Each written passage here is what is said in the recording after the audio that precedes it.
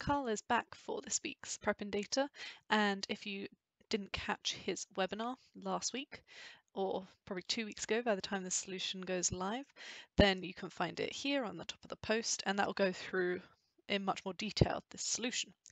But it's always nice to have different perspectives on challenges, so I thought I'd give you a solution too. So, let's go to the solution. So we've got some different store sales. We've got Camden and Lewisham. And if we have a quick look at them, we can see that they seem to have similar fields. So we'll try union them together. And we can see that we've got 0 mismatched fields. So that works. That's fit together nicely, stacked on top of one another. So what we're going to do now, from the table names field here, it's got information about what store it is, and we don't have that anywhere else in this data set. It's not in any of the other columns. So basically all that we want to keep from this table names is the store location. So we use a little bit of RegEx here. There are many ways that you could have done it, but I've chosen to go for RegEx. So we're using RegEx extract, and we're just saying anything that comes after the / and before the space, which is where the store name is. And that's how we get our store out. And then we just remove the table names field. So now we've got our metrics and our dates all combined into one at the moment. So we've got our sales and then the date, and then we've got like a profit and then the date. So we're just going to pivot this down. So we're going to do a columns to rows pivot, as you see here. We're using the wildcard pivot. So we're saying that it ends with 2020 because that's where all of our sales are. And that all works nicely. So once we've done that, then we're going to use the split functionality. If we go back to here, then we're just going to the automatic split or the custom split on the space so that we get our measure separated out from our date, and that's nice.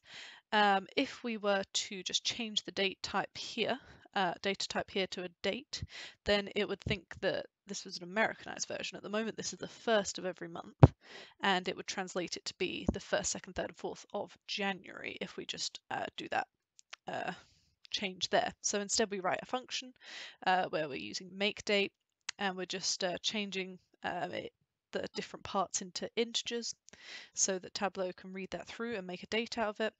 We're just doing, it starts off with the year, so we want the right 4 digits, and then we want the middle 2 digits. So we're using a bit of regex there again. Anything between the 2 / will be the month, and then our left 2 digits are the day.